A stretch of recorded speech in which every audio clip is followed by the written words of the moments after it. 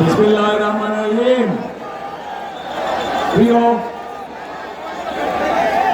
বরিশালবাসী, প্রিয় পটুখালীবাসী, বরগুনাবাসী, ভোলাবাসী, প্রিয় ঝালকাঠিবাসী, আসসালামু আলাইকুম। আসসালামু আলাইকুম। কেমন আছেন আপনারা? আলহামদুলিল্লাহ। প্রিয় উপস্থিতিবৃন্দ, প্রিয় ভাই ও বোনেরা, আজ আমরা এখানে একত্রিত হয়েছে নির্বাচন উপলক্ষে। কোন নির্বাচন? আগামী 12 তারিখে বাংলাদেশে একটি জাতীয় নির্বাচন অনুষ্ঠিত হতে যাচ্ছে। সেই নির্বাচনে এই মাঠে উপস্থিত প্রত্যেকটি ভাই বোন সহ সমগ্র বরিশাল সহ বরিশাল বিভাগ সহ সমগ্র বাংলাদেশের প্রায় 13 কোটি ভোটার সেই নির্বাচনে ইনশাল্লাহ ভোট প্রদান করবে। প্রিয় ভাই বোনেরা, এই যে মঞ্চের সামনে আমার এখানে কিছু মানুষ বসে আছেন, এই মানুষগুলো গুম, খুন, জুলাই আন্দোলনে যে শহীদ হয়েছে সেই পরিবারের সদস্যবৃন্দ। এই যে পরিবারগুলো বসে আছে, তাদের যে স্বজনেরা, যে প্রিয়জনেরা আজ গুমের শিকার হয়েছে, জুলাই আন্দোলনে অত্যাচারে নির্যাতিত বা শহীদ হয়েছে, সেই মানুষগুলোর কি প্রত্যাশা ছিল?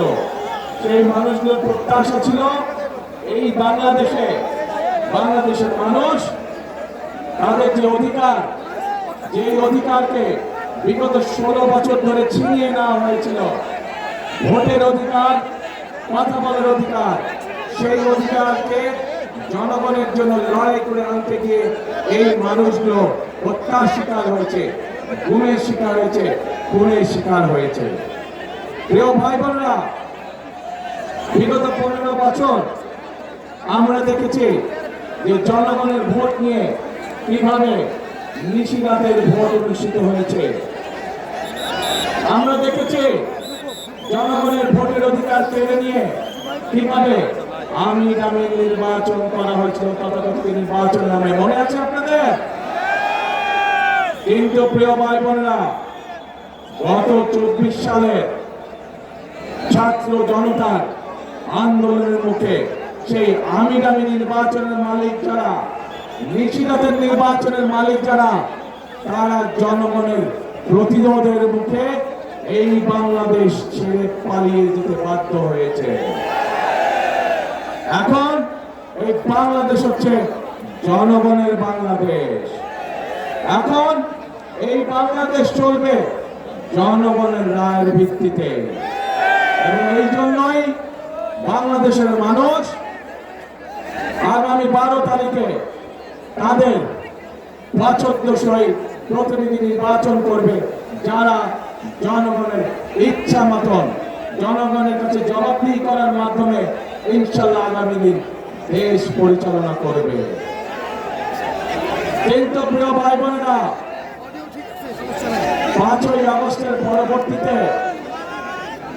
আমরা আশা করেছিলাম যে 5ই আগস্টের পূর্বে সেই যে স্বৈরাচার, যারা জনগণের ভোটের অধিকার, কথা বলার অধিকার কেড়ে নিয়েছিল, তারা যেই ভাষায় কথা বলতো জনগণকে, বিভিন্ন বাংলাদেশের সম্মানী গুণী ব্যক্তিকে যেভাবে অপদস্থ করত, যেভাবে মানুষকে তারা ছোট করত, নিশ্চয়ই 5ই আগস্টে তাদের পালিয়ে যাবার পরে এই রীতি নিশ্চয়ই বন্ধ হয়ে গিয়েছে।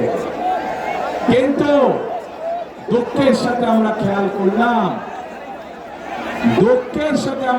করলাম যে এই নীতি বন্ধ হয় নাই।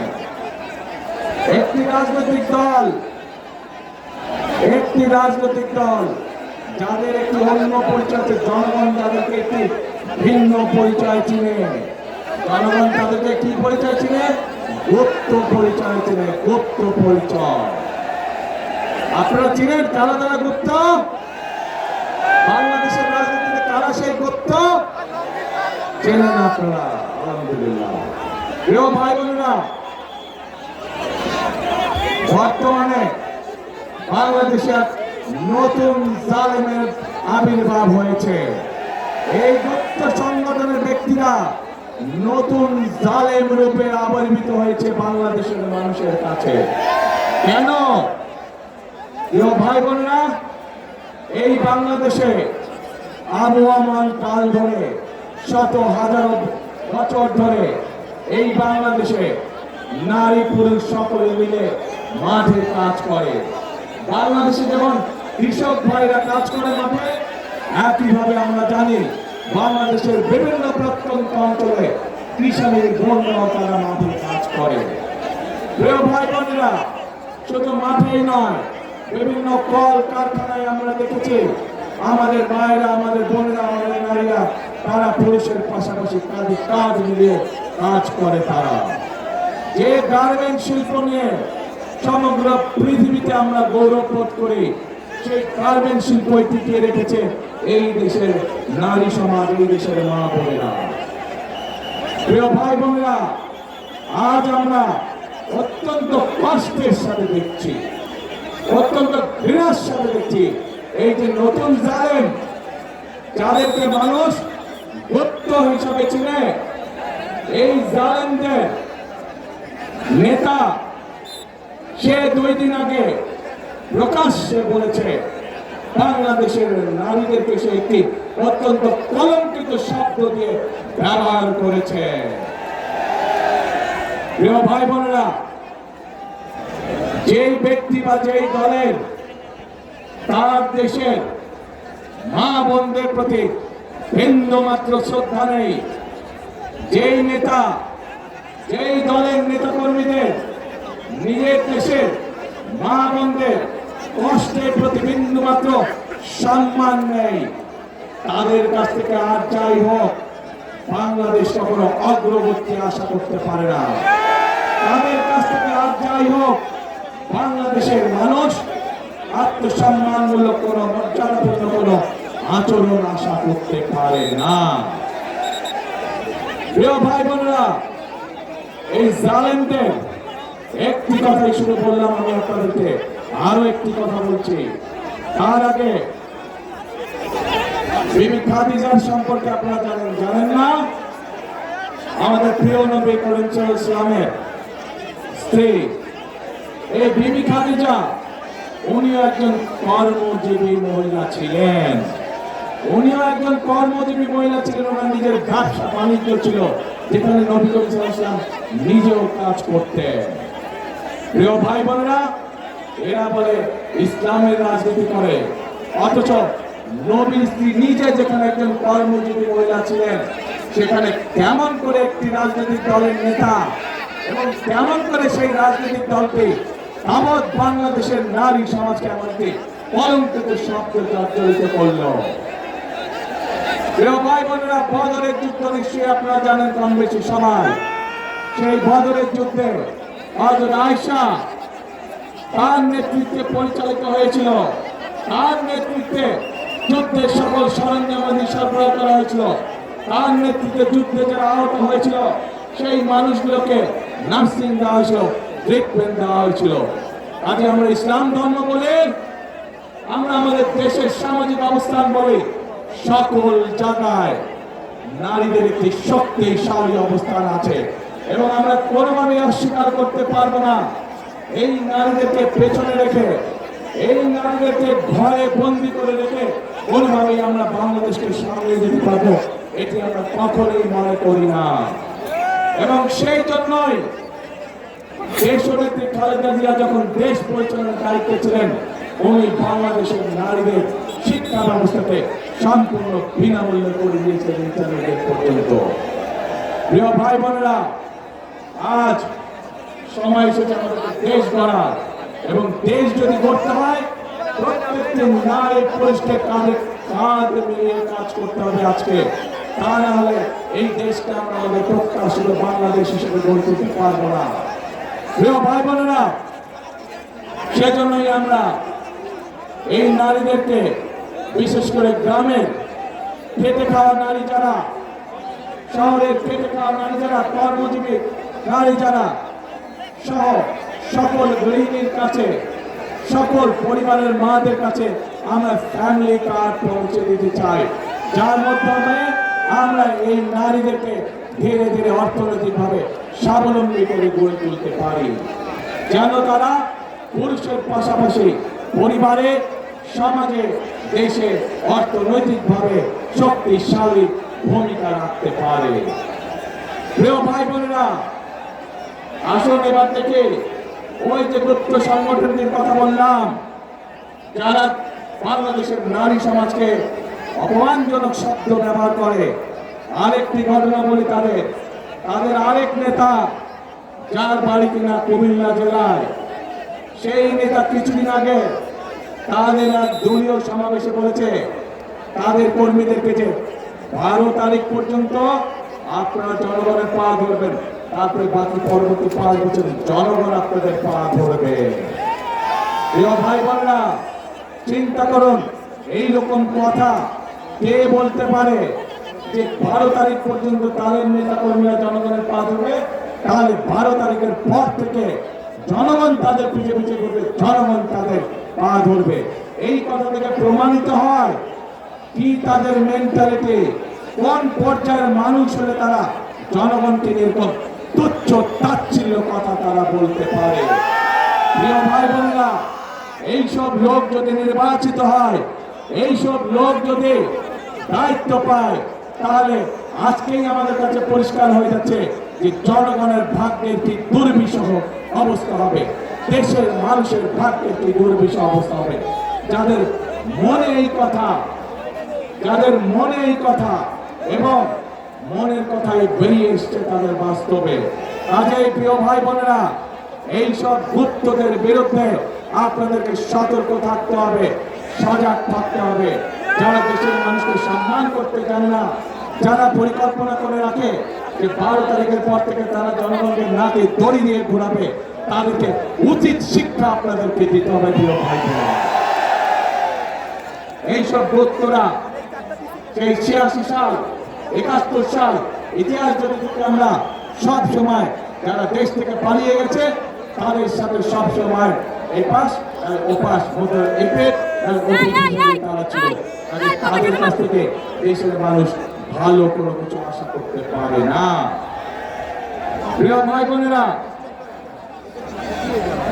বিশাল এই বরিশাল জেলা 1993 সালে বিএনপি তথা দেশনেত্রী খালেদা জিয়ার সরকার এই বরিশালকে বিভাগ হিসাবে ঘোষণা করেছিলেন। প্রিয় ভাই বোনেরা, তারপরে নদীর পানি অনেক দূর গড়িয়ে গিয়েছে।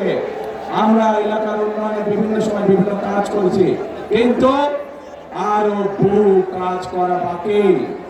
যেমন বরিশাল ভোলা ব্রিজ, এই কাজটি আমাদেরকে করতে হবে। এখানকার শেরেবাংলা মেডিকেল কলেজ, সেটিকে এলাকার মানুষের চিকিৎসার জন্য উন্নত করতে হবে। ভোলাতে মেডিকেল কলেজ, সেটির কাজে আমাদেরকে হাত দিতে হবে। সবচেয়ে বড় সমস্যা এই এলাকার নদী ভাঙন সমস্যা। মানুষের যারা আমাদের মুরব্বী ছিলেন, যারা গত হয়ে গিয়েছেন, বিভিন্ন এলাকায় তাদের কবর ভেঙে যাচ্ছে, মসজিদ ভেঙে যাচ্ছে, বাপ দাদার ভিটে বাড়ি ভেঙে যাচ্ছে। প্রিয় ভাই বোনেরা, এই বিশাল এলাকাকে আমাদের বেড়িবাঁধ দিতে হবে। বেড়িবাঁধ দিয়ে নদী ভাঙন আমাদেরকে ঠেকাতে হবে যে কোনো মূল্যে। কাজেই অনেক কাজ বাকি আছে আমাদের।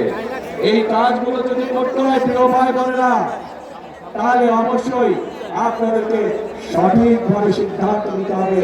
যে অতীতে আপনারা দেখেছেন বিএনপি সকল সময় চেষ্টা করেছে আপনাদের পাশে দাঁড়াতে।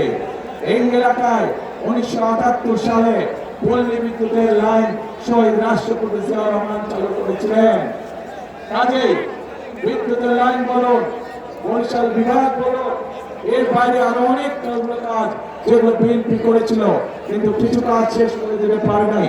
এর মধ্যে বিগত 16 বছর, 1 যুগেরও বেশি সময় ধরে স্বৈরাচারের শাসনামলে অনেক কিছু জমা হয়ে গেছে। যে কাজগুলো করতে হবে, রাস্তাঘাট ধ্বংস হয়ে গিয়েছে, স্কুল কলেজগুলোকে ধ্বংস হয়ে গিয়েছে, ছোট ছোট হাসপাতাল, উপজেলা স্বাস্থ্য কমপ্লেক্সগুলোতে ডাক্তারের অভাব, স্কুলগুলোতে শিক্ষকের অভাব, এই সকল সমস্যার সমাধান আমাদেরকে করতে হবে।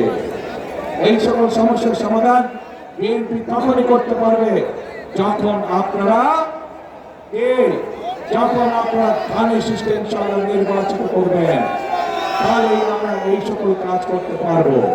প্রিয় ভাই বোনেরা, এই বৃহত্তর বরিশাল বিভাগ, এই বৃহত্তর বরিশাল, এখানে প্রচুর কৃষিজ পণ্য উৎপাদিত হয়, প্রচুর মাছ মৎস্য চাষী আছেন যারা মৎস্য জীবিকা নির্বাহ করে চলেন। আমরা পরিকল্পনা গ্রহণ করেছি যে এই ফসলগুলোকে, এই মাছ মৎস্যগুলোকে কিভাবে হিমাগারে রেখে কৃষকদেরকে বা মৎস্য চাষীদেরকে সহযোগিতা করা যায়। কাজে আমাদের পরিকল্পনার মধ্যে রয়েছে এই এলাকায় বিভিন্ন জায়গায়, সামগ্রিকভাবে এই এলাকার বিভিন্ন জায়গায় যেখানে যেখানে প্রয়োজন কৃষকদের সহযোগিতার জন্য আমরা হিমাগার ইনশাআল্লাহ তৈরি করব। যে হিমাগারের পণ্য রাখার মাধ্যমে কৃষকরা ন্যায্য মূল্যে তাদের পণ্য দাম দিতে পারে। প্রিয় ভাই বোনেরা, আমরা মায়েদের কাছে যেমন ফ্যামিলি কার্ড পৌঁছে দিতে চাই, ঠিক একইভাবে আমরা কৃষক ভাইদের জন্য কৃষি কার্ডও আমরা পৌঁছে দিতে চাই। যে কৃষি কার্ডের মাধ্যমে আমরা কৃষক ভাইদেরকে প্রতি সিজনে আমরা বীজ, যার যেই পরিমাণ জমি সেই অনুযায়ী যার যেই ফসল চাষ, আমরা তাকে সেই ফসলের সমপরিমাণ যে পরিমাণ প্রয়োজন সেই বীজ, সার এবং কীটনাশক ওষুধ কৃষকের হাতে পৌঁছে দিতে চাই সেই কৃষক কার্ডের মাধ্যমে। প্রিয় ভাই বোনেরা, আমরা এর মধ্যে আরেকটি সিদ্ধান্ত গ্রহণ করেছি যে যে সকল কৃষক ভাইদের 10,000 টাকা পর্যন্ত কৃষি ঋণ আছে, কৃষি ঋণ আছে, ইনশাআল্লাহ 12 তারিখে নির্বাচন করে ইনশাআল্লাহ 13 তারিখে বিএনপি সরকার গঠন করলে পরে 10,000 টাকা পর্যন্ত কৃষি ঋণ আমরা মওকুফ করে দেব সমগ্র বাংলাদেশে। প্রিয় ভাই বোনেরা, এই এলাকায় আমাদের তরুণ যুবক সমাজের সদস্য যারা, তাদের একটি বিশাল সমস্যা রয়েছে কর্মসংস্থানের সমস্যা। আমরা যখন ভোলাতে গ্যাস পাওয়া গিয়েছে, সেই গ্যাসকে কাজে লাগিয়ে আমরা সেখানকার উপযোগী শিল্প যেমন গড়ে তুলতে চাই, যার মাধ্যমে কর্মসংস্থানের ব্যবস্থা হবে, ঠিক একইভাবে বরিশাল বিভাগের জেলাগুলোতে আমাদের তরুণ এবং যুবক সদস্যদের যাতে কর্মসংস্থানের ব্যবস্থা হয়, সেই জন্য বিভিন্ন রকমের প্রশিক্ষণ কেন্দ্র আমরা গড়ে তুলতে চাই। যে প্রশিক্ষণ কেন্দ্রগুলোতে প্রশিক্ষণ লাভের মাধ্যমে আমাদের যুবক সমাজের সদস্যরা, তরুণ সমাজের সদস্যরা কর্মসংস্থানের ব্যবস্থা করতে পারবেন, ছোট ছোট ব্যবসা বাণিজ্য শুরু করতে পারবেন, এমনকি বিদেশেও তারা কর্মসংস্থানের ব্যবস্থা করে বিদেশে যেতে পারবে। প্রিয় ভাই বোনেরা, এই এলাকায় বিশেষ করে ভোলা সহ বরিশালের প্রত্যন্ত অঞ্চল সহ অনেকগুলো জায়গা আছে যেখানে মানুষ সঠিকভাবে চিকিৎসার সুবিধা পায় না। আমরা দেশের মানুষকে, বিশেষ করে মা বোনদেরকে এবং শিশুদেরকে গ্রামে গ্রামে ঘরে ঘরে চিকিৎসা সুবিধা পৌঁছে দেওয়ার জন্য আমরা হেলথ কেয়ারার নিযুক্ত করতে চাই। হেলথ কেয়ারার আমরা ট্রেনিং দিয়ে নিযুক্ত করতে চাই। তাদের কাজ হবে গ্রামে গঞ্জে, গ্রামে গ্রামে গিয়ে মা বোনদেরকে, শিশুদেরকে ঘরে বসে চিকিৎসা দেওয়া, ছোটখাটো অসুখ, যাতে করে মা বোনদেরকে কষ্ট করে হাসপাতালে না আসতে হয়। প্রিয় ভাই বোনেরা, আমরা পরিকল্পনা গ্রহণ করেছি বাংলাদেশের নারী সমাজকে স্বাবলম্বী করার জন্য। আমরা পরিকল্পনা করেছি যুবকদেরকে প্রশিক্ষণের মাধ্যমে এবং এই অঞ্চলের উপযোগী কি কি কলকারখানা হতে পারে সেগুলো পরিকল্পনা গ্রহণ করার মাধ্যমে কর্মসংস্থানের বেকারদের কর্মসংস্থানের ব্যবস্থা করা। আমরা পরিকল্পনা গ্রহণ করেছি কৃষক ভাইদেরকে কৃষি 10,000 টাকা পর্যন্ত কৃষি ঋণ মওকুফ করার মাধ্যমে এবং কৃষক কার্ড দেওয়ার মাধ্যমে তাদের পাশে কিভাবে দাঁড়ানো যায়, তাদেরকে কিভাবে সহযোগিতা করা যায়। প্রিয় ভাই বোনেরা, আমাদের দেশে বহু ইয়াং ছেলে মেয়ে আছে যারা খেলাধুলায় ভালো। আমরা সারা বাংলাদেশ থেকে যারা খেলাধুলায় ভালো, শুধু পড়ালেখার পাশাপাশি যারা খেলাধুলায় ভালো, এইরকম প্রতিভাবান যারা আছে তাদেরকে নিয়ে এসে আমরা ট্রেনিং দিতে চাই, যাতে করে তারা খেলোয়াড় হিসাবেও নিজেদেরকে তৈরি করতে পারে।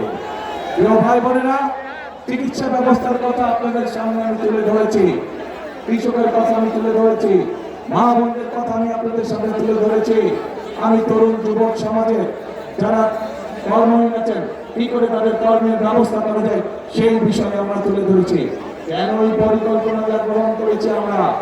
এই পরিকল্পনাগুলো আমরা গ্রহণ করেছি কারণ আমাদের লক্ষ্য, আমাদের উদ্দেশ্য হচ্ছে জনগণ, এবং জনগণের ভাগ্য যদি পরিবর্তন করতে পারি, আমরা জনগণের ভাগ্য পরিবর্তন করতে পারি, তাহলে এই দেশকে সামনের দিকে নিয়ে যেতে হবে। প্রিয় ভাই বোনেরা, ওই গুপ্ত সংগঠনের নেতা যেমন বলেছে 12 তারিখ পর্যন্ত জনগণের পা ধরতে, আমরা তার উল্টাটা বলি। আমি আমার নেতাদেরকে, আমি আমার কর্মীদেরকে বলি 12 তারিখ থেকে না, আপনারা 13 তারিখ থেকে আগামী 5 বছর জনগণের পা ধরে থাকবেন। কারণ আমরা দেখেছি জনগণের শক্তি যার পিছনে না থাকে, জনগণের সমর্থন যার পিছনে না থাকে, তার পরিণতি কি হতে পারে 5 তারিখ 5ই আগস্ট আমরা দেশবাসী তিনি প্রত্যক্ষ করেছে। প্রিয় ভাই বোনেরা, আমরা যারা বিএনপি করি, আমরা যারা শহীদ রাষ্ট্রপতি জিয়াউর রহমানের আদর্শে বিশ্বাসী, আমরা যারা দেশনেত্রী খালেদা জিয়ার আদর্শে বিশ্বাসী, আমাদের কথা একটাই, তাদেরকে আমরা বিশ্বাস করি জনগণই সকল ক্ষমতার উৎস। এবং সেই জন্যই আমরা যে সকল পরিকল্পনা গ্রহণ করি, সেগুলো গ্রহণ করে জনগণের জীবনযাত্রা কিভাবে ভালো করা যায়, আমরা সেজন্যই সেই সকল পরিকল্পনা গ্রহণ করি যার মাধ্যমে জনগণের ভাগ্য পরিবর্তিত হতে পারে।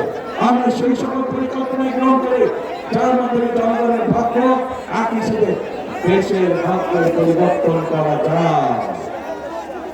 প্রিয় ভাই বোনেরা, বক্তব্যের শুরুতেই বলেছি যে এই যে আমাদের এখানে স্টেজের সামনে, মঞ্চের সামনে কতগুলো পরিবার বসে আছে যারা তাদের স্বজনদেরকে হারিয়েছে, যেই অধিকার আপনারা 12 তারিখে প্রয়োগ করতে যাচ্ছেন, সেই অধিকারকে প্রতিষ্ঠিত করার জন্য এই মানুষগুলোর স্বজনরা অকাতরে নিজেদের জীবন বিলিয়ে দিয়েছে।